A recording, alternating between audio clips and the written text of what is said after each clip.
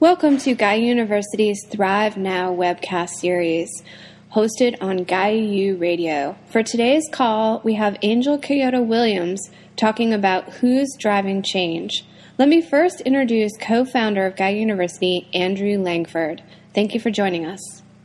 Well, welcome everybody to the first of the Gaia University Thrive Now webinar series, in which we invite pioneers from the Thrive movie. So if you go and have a look at the Thrive movie website, you'll see a section which is called Pioneers. So that's the people who have provided some of the core thinking for the material that's gone into the Thrive movie.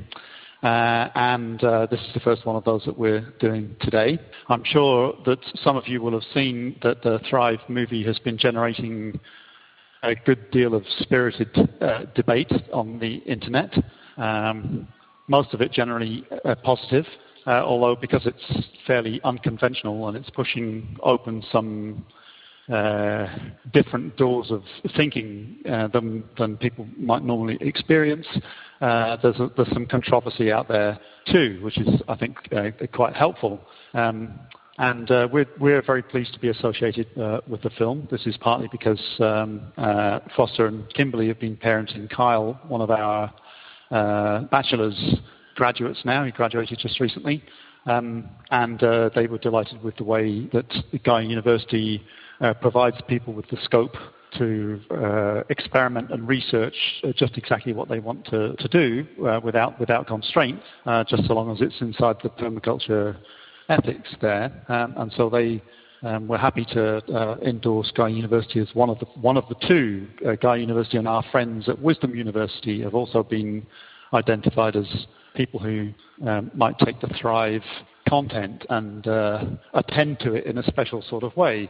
And I'm really conscious that whilst we've got this wonderful opportunity for the publicity, as it were, that comes with the Thrive movie, we also, as a university, take significant amount of responsibility to ensure that our approach to the material that's laid out in the film is an approach which is thoughtful, contains a fair amount of critical engagement, as it were.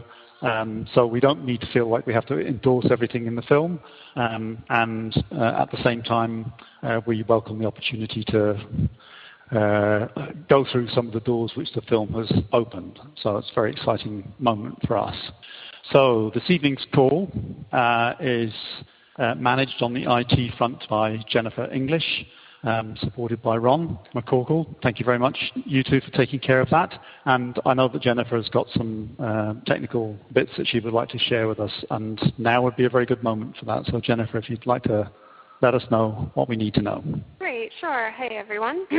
What I would like to let you know is that you have the capacity to ask questions or have comments shared by raising your hand. And on webinars like this, we raise our hands by pressing buttons on our keypad. And those buttons are either on your cell phone or your home phone or on your Skype pad, not on the computer key, but on the pad that you have in Skype. So if you have a question that comes up for you around IT, or a question about the process of the call, then I would like you to press the number 1 button to raise your hand that way. If you have a question during the call related to the content of the presentation, if you could please press the number 2 button, so that way we'll know who the proper person is that can call on you and to answer that question.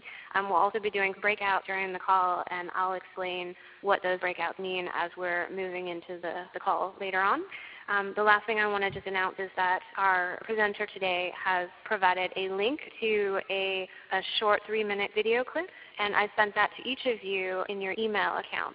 And it's also posted on the dashboard for Maestro. So if you could make sure that you have that link available in an open browser so that when we get to that point in the call, you'll be able to click on it, that would be great. Thank you. That's all I have for IT. Thank you very much, Jennifer. And this call is just a little big for us to do a go-around and hear from everybody, but I'd be delighted to hear from 2 or 3 people who might just let us know where they are, something that's going well for them, and how they are. So if anybody would like to do a little check-in.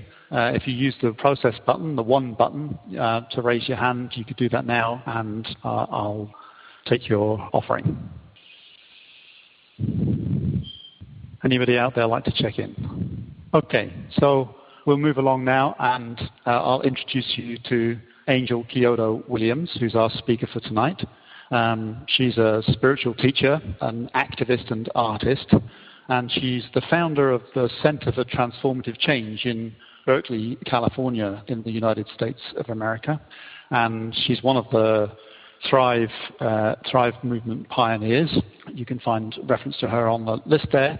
And she's got a talk to give us this evening in which she's going to be focusing primarily on how the inner and the outer world changer might be brought into congruence so that we act from a place of balanced integrity. So welcome to very much indeed to Angel Kyodo Williams. And over to you, Angel, if you'd like to take us away. Great, thank you very much. Can you all hear me? Yes. Yep, I can hear you great. Great, thank you. So as Andrew said, my name is Angel Kyodo Williams, and I'm very happy to be one of the first pioneers. I'm the pioneer of pioneers on the call for Thrive. It was a pleasure to be involved in the movie, and as Andrew said, I think it's quite valuable, the kind of discussion and contention that and controversy and also great joy and illumination that the film is generating. I think it says a lot that people take enough interest in it to be challenged by it, and so I think that's all good. What I would like to share a little bit with you all about today is this notion of who's driving change, because it is in the concept of what it will take for us to thrive. One of the most overlooked areas is the area of what we have to do on the inside, what's the inner work that we have to do, because we tend to over-focus on the outside. And my contention, if you will, is that ultimately nothing that we produce outside will not eventually devolve to the level of our internal practice. So therefore, we maintain a certain responsibility really to make sure that we are doing the internal structural work that's necessary to support the external systems that we seek to shift and to change in order to support a more fair and sustainable and equitable society. So I, as the beginning of a project that my organization plans to launch in 2012, we came up with the idea of getting to a point, getting the larger community of people that do the work of change, and that's whoever identifies themselves as an agent of change in the world, of social change. And I'll just clarify and to say that I mean progressive social change to the extent that we're seeking out, our aim is to seek out greater equity for all people, so that as the movie speaks to, so that all people have an opportunity to thrive, and the pathways to those possibilities are accessible to all. Project looks at one of what I think is the fundamental challenges in getting people to acknowledge the value and importance of doing the internal work that's necessary to sustain the kind of change that we're looking for outside, by saying, maybe when we approach this, we tend to go out into the world and say, hey, look, we have the answer to the challenge of why change doesn't get sustained often. And my inquiry was maybe people don't have the question. They're not clear that there's a question.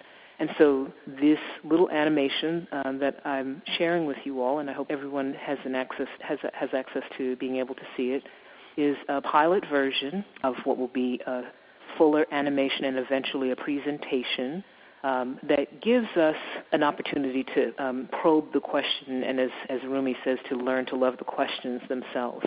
And so if everyone if you have access, to take a moment to view this short video called Who's Driving Change. Maybe I should ask if anyone has any questions or any challenges that they have and want to raise their hand for any technical challenges, then they should press 1 for any technical challenges. And if there's anything burning before we watch the video briefly, it's just about 3 minutes and change, and you want to raise your hand 2, and I'll be happy to call on you.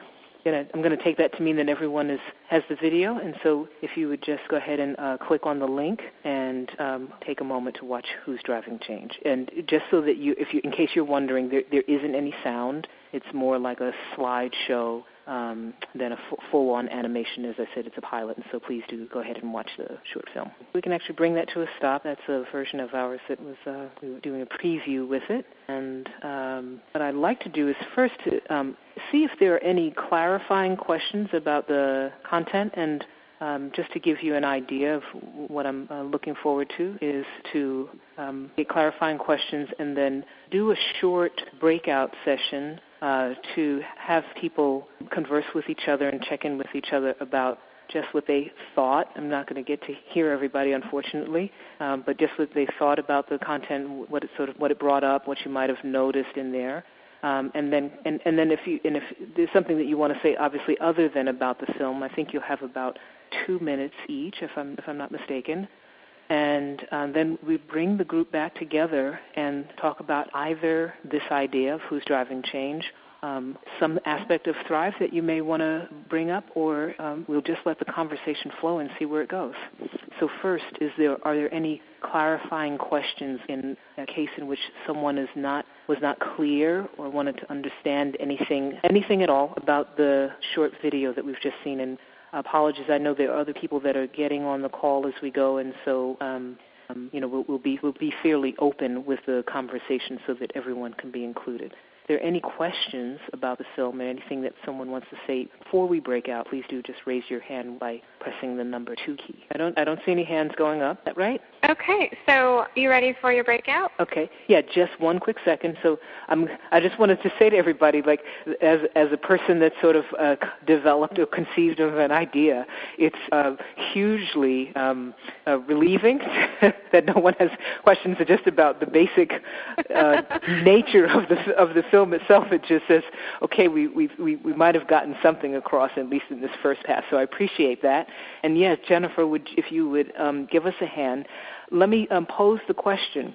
In the film, there are multiple instances of what we would say, or of ending up with roadkill along the path of life. That's basically what the film is doing. And as we go along, just as it occurs in our life, our little character, also known as you, finds themselves in a position in which the roadkill, the impact that they're having in the road of life, gets to be greater and greater. If you could see, it started out with a small squirrel into a medium-sized raccoon, and then to a deer, and then as we was very unfortunate, went on to Granny and the small kids going across the street there. So the question, or you can break away from the question if you have anything else that seems to be relevant and you just want to probe, but the question that you might want to just start with and get a conversation going with is, how do you relate to the impact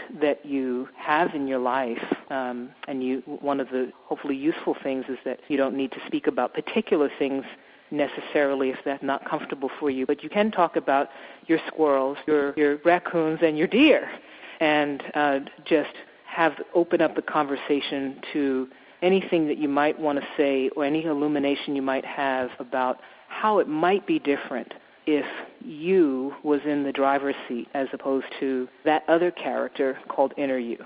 So Jennifer, if you would put us in the breakout groups. We'll put you in groups of 3, I think that's right. And I'll explain the different numbers if that's okay. Yes, so sure. Great, thank you, and that was really, really clear. So what we're going to do is we're going to have breakout groups of 3, and each of you will have 3 minutes to talk. And what I'm going to do is I'm going to give you 1 minute in the very beginning to introduce yourself to everyone in the group, and I'll ring a bell so you know when that 1 minute is up. And then from then on out, every 3 minutes, I'm going to ring another bell to let you know it's time for the second person and then the third person to speak. Okay? So if you have any questions related to IT while you're in the breakout group, just go ahead and raise your hand, number 1. Like Maria, I see you have your hand raised. And then I can come and speak to you individually. And if there's any other needs that you have, the breakout is going to be a total of 10 minutes. So, if people get dropped or whatever, either just continue with a group of 2, even though you're starting with a group of 3, or just kind of hang out until the breakout's over if there was any problem. Okay? So thank you very much, and I'm going to go ahead and put you in breakout groups right now. You are now in a breakout. Please begin. You are now in a breakout. Please begin. Please change partners. Please change partners. Please bring your conversation to a close. This breakout session is now ending. Okay, welcome back, everyone. I hope that breakout was really fruitful for you. I think most of you noticed that I was jumping in and out of the different rooms and got to hear a number of your awesome comments and the questions that were arising for you and what felt alive for you. So that was really rewarding to hear. And I tried my best to follow through with if anyone had any IT needs. I know that Tim, you have had some IT needs, and I've been trying to connect with you, but every time I try, I can't hear what you're saying. I apologize. And other than that, I hope everyone had a really fruitful breakout. So I'm going to hand it back over to Angel, who is going to harvest from everyone what came up for you. Angel? Hey, Jennifer, thank you so much. I hope everyone's conversation was fruitful. And what I'd love to do at this point is to give each person an opportunity to just share into the larger group whatever's really present and alive and juicy for you. It could be something that you said, and sometimes just as we're ending, the real illumination comes to us, and so it could be something related to what was said in your group, or you can share out from the group, or you can offer something else. And so what I'll do is just go around maybe and start. And if you want to pass, you can just, we'll wait for a second, and you can just go ahead and pass. But we'd love to hear from everyone. And so I'm going to start with, my understanding is that Jeff is not able to be heard. So I'm going to, if that's not true, and Jeff, you can raise your hand and put a 2 up, then we... Yeah, let's go ahead and ask Jeff. Can you share right now? Okay. I've got Jeff on Skype right now, and Angel, so how about I'll see if I can work something out with him, and otherwise I'm going to go ahead and tell you the order of the names that are going to be called. Angel, is that okay? Yeah, sure. Okay, that way people have a heads up. So how about Marissa, then Roxanne, Nala, Maria, and Brett with Maria, Ron, Misty, Andrew, Lauren, Leora, and Will is probably the order you're going to, it might not exactly be that, but let's assume that'll be pretty close to that. Okay, so I'm going to go ahead and hand it back over to Angel, and she can call on people individually now, starting with Marissa. Okay. So Marissa, would you like to offer any comments into the group? Hi, I'm going to pass right now. Great, thank you. So we'll move on to Roxanne. Hi. I guess with what I was sharing before, it was mostly around the lines of wanting more information about free energy and wanting to recognize that our problems are a reflection of all of us, and to not blame any particular elite population, but to take responsibility and act from that space of responsibility and acceptance and equality. In our call, we were talking about the idea that in the Occupy movement, they've been talking a lot about the 99%, but we must have to, similarly to what you're saying, Roxanne, is that we also need to recognize that the so-called 1% are also affected by the imbalance that we suffer in our society currently. With that, we'll move on to Nala. Hi. Yeah, Roxanne was kind of summarizing a little bit of what we talked about. I felt that there was a lot of, I heard the phrase total world domination many, many times. And as I said, I don't doubt that there are people who have that goal. But it was generally felt disempowering to me to keep hearing a focus on that, and that, this is, something that's being perpetrated on us. It was kind of a victim mentality that I really disagreed with me, because I feel like we're all participating in a system and creating, we create the 1%. I mean, we're all connected, and we're creating this structure, and we're participating in it. So it just felt like it was kind of a repetition of an old us versus them, bad guy, good guy kind of movie, which reminded me of Avatar, the way that I felt after I saw Avatar, which was generally positive, but there were some big paradigm shifts that needed to happen. Oh, thank you. Thank you for your comments.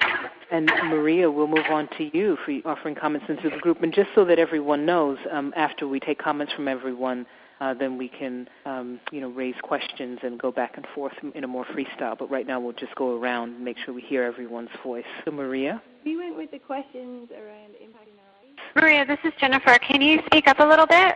Yeah. Is that better? Yes. Yeah. We went with the questions around impacting our personal lives, and we talked about a few things, but one thing that I noticed we both talked about was around slowing down in our own lives and not taking on as much as we maybe have been, so that we can have more integrity around our commitment and thereby have less impact on the people around us and in our lives, or more positive impact. Yeah, that. And I think that you have someone with you, don't you, Maria? Yeah, Brett. Oh, great. Yeah, hi.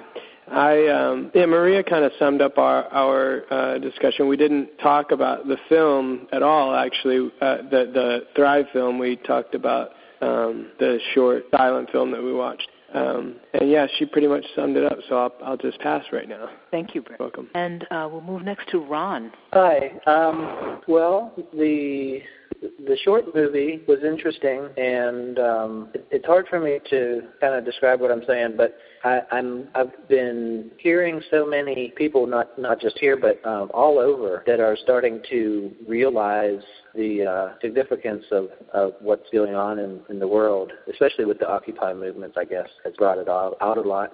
And my feeling is I think it's good on one hand, and at the same time, a lot of things become exploited when it becomes mainstream, and similar to greenwashing and things like that. And I guess it's part of the world change, and it's all good. And at the same time, I feel like there's another niche of wisdom that's still out there. So I don't think it's in my best interest to be satisfied with this change that's occurring. I realize a lot more is out there, and that's what I'm searching for, and that's all I have. Ron, do you want to say more about the wisdom that's out there that you're speaking of? I just think that the nature of things is a lot more than what we see. And by the time we accept something as a good change, we may actually stop our drive for searching for the new, not new, but the not yet obtained wisdom. And so I don't find myself being satisfied yet. I don't know what it is, or I wouldn't be searching for it. That's great. I think it's important for us to not stop our search. Absolutely. So Misty, we'll move on to you if you have some comments. Yes, I in viewing the film, kind of directed my thoughts, or tried to inwardly with regard to my potential project. I'm not yet enrolled at Gaia, and I've had just a drive for many years to take on a project, which is a small town that in Alabama, rural, was thriving, is not anymore. It's become to a lot of change that, it's been nationwide. And then as things that happen in my own life, I've gotten to live here more, and I see that there's just a huge lack of awareness, where someone else commented that they heard, other people talk about, and have conversations about change and what is changing, what's not changing, what should be. And I'm kind of seeing myself as the only person who seems to care. And I'm in a position to do something positive, but I am looking for that wisdom that I'll probably be looking for all of my life, to know what the right thing is to do and how to go about doing it, and what and how many levels of change I'm looking. I think I'm looking at a lot of micro change, or I don't know if that's the term we use in psychology anyway, and then also macro change, like large behaviors from a lot of people. And so that I saw, as each animal or as each entity kind of got larger, I saw like my the way that, or my levels of what I needed to think about, the wisdom that I needed as increasing. Made a parallel there. That's great. Thank you so much. Let's move on to Andrew. Yes, I was thinking about the never-ending unrolling roadkill of life. piece. I like the metaphor. And I'm thinking that somewhere along the line, it feels as if, for me at least, the story has changed somewhat. So instead of coming across more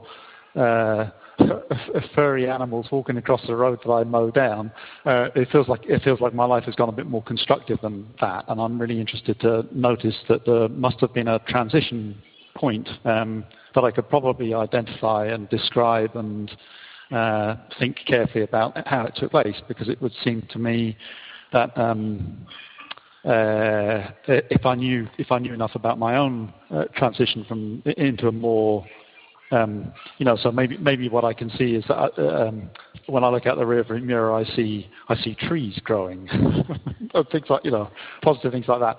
So if I knew how that had happened, then it might be that I could be much more of an ally for other people for whom that might be about to happen too. So that's what I was thinking about. My primary thinking. Check. Yeah, to figure out how it is that we can actually reduce the impact that we're having. And, in some ways, that goes back to the comments that Marissa and Roxanne were making about, moving ourselves into an empowering position, and not so much focused on what might be happening out there and some kind of a global elite or whatever it might be. But can we move that conversation? Maybe that's true. But what happens when we move that conversation into, as Misty was saying, the micro, where we're able to begin to empower ourselves to start making changes right in front of us. That's great, Andrew. Thank you. We'll move on to Lauren. Hi. So I really liked that video because, ever since I decided to really start looking at my life and this planet as my reflection, I've often had the question, well, if I'm not choosing this, then who is? Which is kind of like what I felt like that animation was about. That's kind of like, well, if I'm not driving, then who is driving? And I think a lot of really wonderful things have happened. We find ourselves in a predicament where we can no longer separate our actions from what we see on the news or even what we see in our own neighborhoods. It's like down to how I choose to feed myself. We're seeing how that affects the whole global community at large. It's something we can't deny anymore, which I think is really beautiful. So we're seeing the interconnectedness of life in a really physical, material way because of the crisis that we find ourselves in. And I think we're also moving to a place where we're slowly starting to discover that that interconnectedness within the invisible realms also, or we could call these the inner realms, or the single interconnected shared inner realm, whatever you want to call it. But we're starting to see how the inner landscape really is the outer landscape, and I think we're also collectively getting to a place where we're more able to take responsibility for that. But it's a pretty big deal to take responsibility for the inner landscape, knowing that the inner landscape is the outer landscape. And what that animation brought up for me and what I've been working a lot with in my own life is how to shine light on, my shadow side, which is the world's shadow side, without going into a place of guilt. And I've also been really interested in cultivating forgiveness, as not only forgiveness of ourselves, but, like within these larger social movements that are happening right now, like the Occupy movement, I've been wondering how to bring forgiveness into these really big, powerful energies. And I think it starts with self-forgiveness, which that's definitely the thread that animation activated in me. So thank you very much. Thank you. I appreciate that. I'm sorry I misspoke earlier. It was Roxanne and Nala that were talking about the global domination, and because Marissa had passed, and so excuse me for misnaming you. And so we'll move on to Leora. Okay. Hi. Just unmuting myself. Hi there. Thank you for coming on this call. It's great. So I think I'll speak about the movie that your animation movie. I got really curious about the separation of the you that was the one that got more and more into fear and seemed to be bringing on more and more dramatic fear situations out of the huge amount of fear the you was experiencing. And then that other character that you call the inner you. And it got me reflecting on that understanding that some people might have about a kind of split, and the inner voice, which might be the true wisdom, and the outer, more shell-like ego that lives in the fear, and how we can really understand all of that as some kind of integrated being, which I think we are an integrated being in some way. So I guess that gets a little close to religion.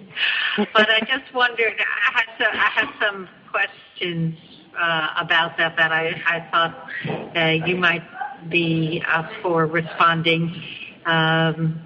In Gaia University, we use a technique which we think is really helpful, which is reevaluation counseling, which is a method by which one can, by discharging our emotional baggage, then be able to reevaluate our particular life situations in ways that enable us to think better about them. And I imagine that you're using meditation as a tool, but I'm curious to hear your response to those thoughts. Yeah. So the thing is that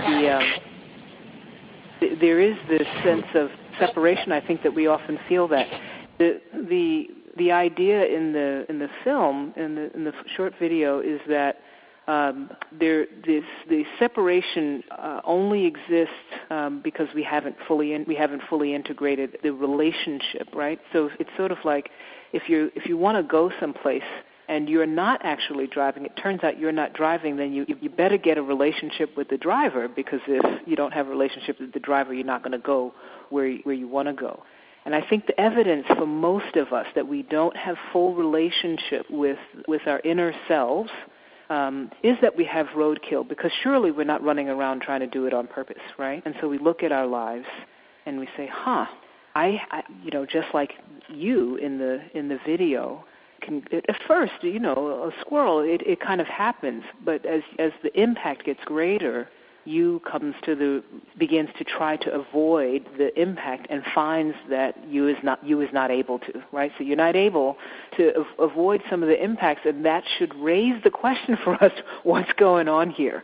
Who is driving? Who's in the driver's seat?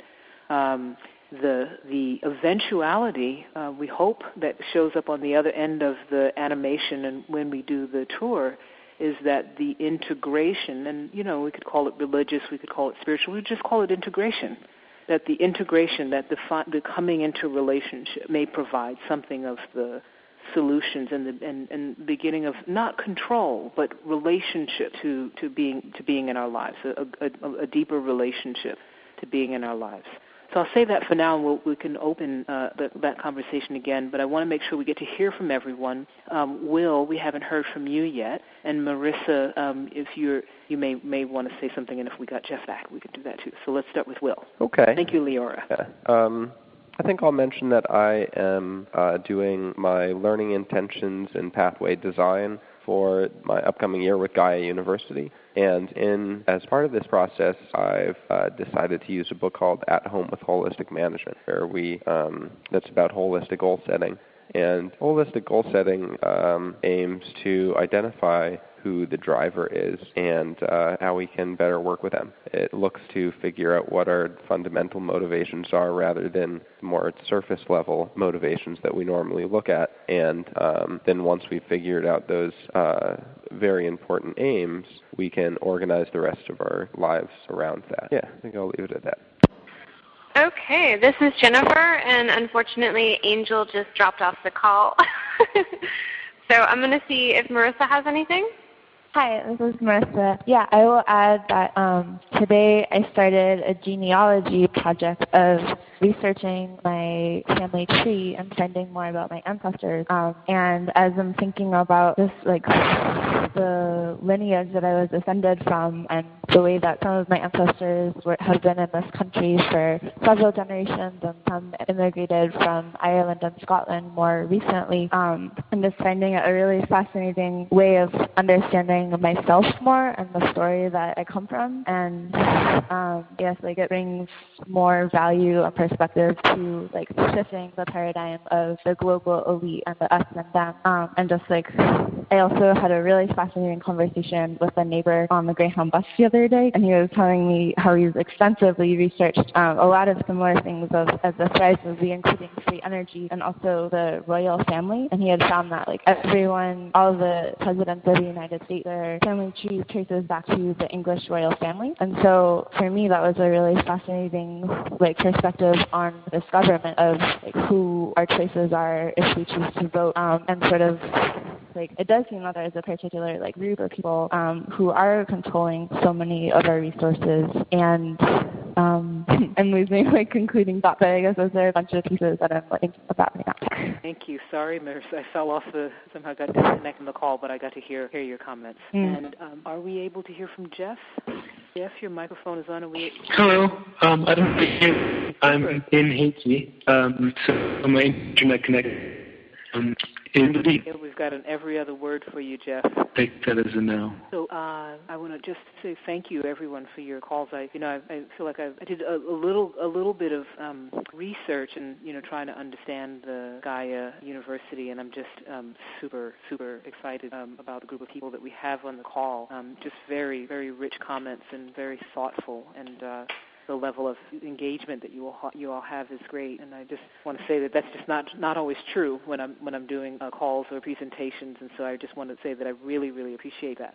I think it would be great. I don't know if anyone had any particular questions that they wanted to ask. I just want to honor, Thrive. I'm a friend and sat on a board with Kimberly Foster Gamble, who is the producer, and became friends with her husband. Kimberly Carter Gamble and her husband Foster I became friends with. And that's part of how I got connected with the film. And just to be clear, I think that the very nature of Thrive as a movie is that it's not set out for anyone to buy anything, and you don't have to believe any particular part of it. And there's at the same time there's valuable information that may help any one of us sort of fill in some of the blanks. And so I just want to really encourage people to be open with any questions that they have. I love them dearly, and we have different opinions on lots of things. We've had very rich debates on the way into my participating in the film, and so all of that is welcome and open. And so if there's any questions that people have in particular and want to speak into anything about the film, let's just open up the conversation a little bit, and I'll be able to see if you raise your hand with a number 2, and see if we can let the conversation be free-flowing. Anyone want to offer anything? Yeah, Jeff, if we can get your voice in there. Okay, so Jeff, you're on. If you can speak, let's see if we're able to hear you. Wish we could have you. Yeah, sorry, Jeff. Sorry we're having the technical challenges. I think we're going to move the mic to Ron. I'm so sorry that we're not able to hear you, because I'm sure you have good things to offer, Jeff, and hope that this, in the next time you jump on a call, you'll be able to have a cleaner connection. Yeah, and I just want to add about Jeff. He's in Haiti right now, working down there with permaculture and farming, so awesome that he's joining us all the way from Haiti. Totally awesome. Thank you. Thanks for your work there, Jeff. So, Ron? Yes. So I have a general question about Thrive. Will it be, do you know, will it be released for free? Somebody sent a link around for the YouTube version, and I'm not sure if that's the actual movie or if it still needs to go through the pay it forward. Can you answer that? Yeah, the intention, as you can imagine, it's a pretty, the words people have been using is slick production. They put a lot of energy into the production, and so the pay it forward and the sale of the DVDs, this is mostly self-funded, and so the pay it forward enables them to recoup some of the outlay of their investment, not only of them personally, but first and foremost, there were other people that believed in Thrive and its need to be out there, and so they made investments into it. And so I know for just personally that neither of them are seeking to gain from the movies, but the pay it forward. I actually did see the YouTube. I just saw there's a full version. I was looking for the runtime of the movie, and I saw that there's a full version of the movie. I hadn't tried to play it, but I did see it. I did see it up there. I believe that the ideal thing is to use the pay it forward and support the filmmakers in being able to put this message out there. And just the way that we might go to a movie, there's an incredible amount of information, a lot of energy and time went into this. It's been years in the making, many years in the making, and so I think the pay it forward is the means. And there are also, just as we're doing here in Berkeley, California, on Thursday, there are screenings in which other people are securing DVDs, and home screenings are free and perfectly fine to have. Okay. The only reason I was asking, like I said, I saw a link for it. I definitely want to support it, and I supported it twice without being able to see it due to some technical difficulties. That's why I wondered. Thanks. Yeah, absolutely. Thank you for being willing to support it. I'm going to call on Will next. I think we have Will. Hey. Getting back some to the little video that you had us watch, I'm wondering what techniques you like to use to get more in touch with your inner self or figure out what kind of subconscious motivations you have. I am a long-time meditation practitioner. Not too many years after starting meditation, then I also started yoga. I learned that our minds are up to trickery, and meditation actually we can get pretty skilled at bypassing a lot of things, and so for me, having a body practice has become essential. Having some kind of practice in which, there's the famous dancer Martha Graham says the body never lies, and so I find great value in body practices, and so I'm actually also trained as a yoga teacher and have developed a system, a school of yoga that puts yoga into a context not so much of India in the past, though we honor its origins and its roots. We also bring it forward into a social justice context and help people to relate and understand that how they show up on the mat is how they show up in the world. And so can we learn to tolerate discomfort, and can we begin to have a relationship where our heads aren't riding our bodies, whether they're in relationship to one another, that we are, and that we learn to not over-aggress and hurt ourselves. And one of the key things we like to say is back off. Right? Can we learn to back off? And we talk about that in terms of what we say the twin wings of effort and release. I like to often say that effort is our job, but the outcomes are none of our business. So we have to learn how to put our full effort into things. Has been my experience and is my practice, is to really learn how to put my full effort into things, to give the consideration to what I'm doing, put my full effort, and then not try to hold on too tight to the outcomes. If like anyone else, I'm interested in what comes out on the other side, but if I hold on too tight, often I can stymie the outcomes and impact it with holding on too tight. It's like holding on too tight to a steering wheel. As we show in the video, if you hold on too tight, you're also not able to move smoothly. So those are two of my practices, and which are obviously well known and get around a lot. But I also do. I'm a former martial artist, and so I also do a couple of different practices, including what's called we call it 3-1, but it's a 31 movement practice with about a 4-foot long stick, 31 very specific movements, and the idea is to be able to see in our bodies behaviors that show up in our lives. And so an example of that, we do a partner practice, and in the partner practice, what we learn how to do, we're sort of facing each other and using these.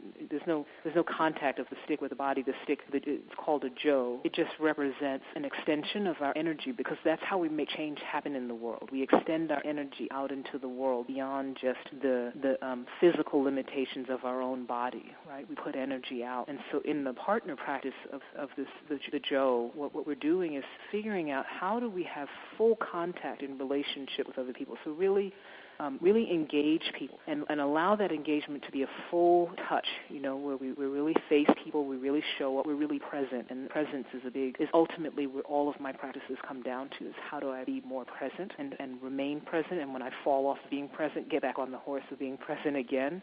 But how do we stay present with people and not have that become hesitation on one hand, and on the other hand, not have it become aggression. Often when we come into intense contact with others, it brings up our stuff, and we either retreat into a hesitation, and so we don't bring our full selves to the table, or on the other hand, it stirs up a little bit extra energy, and we may find ourselves being more aggressive, more forward moving than is appropriate for the situation. So finding a balanced presence is ultimately the desired outcome, if you will, for all of the different practices that I engage in. Thanks, Angel.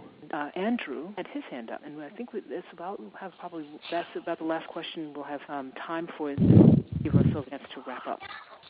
Okay, yeah. My question is, which parts of the Thrive movie pushed your buttons, as it were, that did you find were challenging for yourself? That's a great question. I have the unique opportunity to have seen Thrive, in different iterations, and to actually have conversations and push back. So I feel fairly gifted in having had that opportunity. I think it's not so much what's in Thrive, but what's potentially behind it. I'm really open to the notion of extraterrestrials. I love the crop circles, by the way. I just, whatever belief, whatever resistance I had to believing that crop circles just aren't done by people running around on skis or something, that was completely taken away from me, because they just had such phenomenal imagery of them, and I felt really great points. Some of the potential ideas that are behind the notion of the extraterrestrials were, I wouldn't say it didn't push my buttons, but it gave me pause. I was like, not in the film, but when I sort of did further research on some of the concepts that the people that brought those ideas forward or were holding, I was challenged, or sort of I was given pause by some of those things. And I think that's probably the most sticky things. I think the information about the Fed didn't push my buttons in the sense of like, wow, I don't believe that, but it was really confounding, to recognize. And I don't know if you all know, but there's a news article that's going around now in the States and maybe also abroad as well about how the Federal Reserve made these huge secret loans to the banks, supposedly to get them, back on track, but they ended up with huge gains, huge profits. I think it's something like $13 billion or $15 billion in profits. So this idea that there's a private group of bankers or individuals, a private corporation that has been given a fairly unchecked and unregulated power to issue currency into this system and then withdraw it really rankles me. It rankles me, and it rankles me because I know the cycle that they speak of. And I want to just say, back with Roxanne and Nala, I'm not sure about the global elite and the global domination scheme. I just think we're all out of control. So I think maybe if there ever was a global domination scheme, that they're out of control. They're out of control of the whole thing too. This spinning ball it feels like it's nobody's driving it right now. It's out of control, and therefore we all do need to take responsibility. But I have seen this cycle, particularly for communities of color that have fairly limited resources and lose their resources in this cycle of extension of credit and boom economies that are then pulled back, so the people extend themselves and extend their resources with the promise and the hope that they'll be able to leverage that into greater opportunities for their lives, and they end up losing it. And so a great deal of wealth, resources of land in particular, and property has been lost in that cycle. So I've seen that myself and known it in my own circles and history. So that one is really hard for me. It just doesn't. I'm not a huge regulate everything fan, but I feel like a group that is self-serving being permitted to push that cycle is just not fair. Yeah. Thank you for asking. Great. Thank you very much, Angel. And so this is Andrew here. I'm just going to wrap up the call. Thank you very much for coming and joining the Gaia University family for this evening. That's been a delightful conversation and very specific in some of your thinking about how we might go forward with this integration of the inner and the outer, which is a very potent and useful message for us to be working with. So thank you very much for being the pioneer of our pioneering first call. You did a great job there, and thanks to Jennifer for her IT support. That was really helpful too. So folks, I just want to remind you that the next call in this series is Charles Eisenstein. He's the guy who wrote about the Thrive film, The Story is Wrong, but the Spirit is Right. There's a little YouTube movie of him giving that speech that you could go and have a look at. He's on the 13th of December, so please come along to that. And then also we're doing a Thrive Now community conversation on the 7th of December with Gregory Landway. He'll be leading that on regenerative economics. So that's the 13th of December, Charles Eisenstein, and the 7th of December, Gregory Landway. So thanks all of you for coming. This has been a very wonderful call, full of good thinking and good information, and I bid you all good night wherever you are on the planet, and look forward to the next call. Take good care. Thank you. Thank you, everyone. Night, Jennifer. Yeah, lots of love. Thank you, Jennifer. Yeah. Good night. Thank you. Bye. Have a great night, everyone. Good night, everyone. Blessings. Thank you. Alrighty.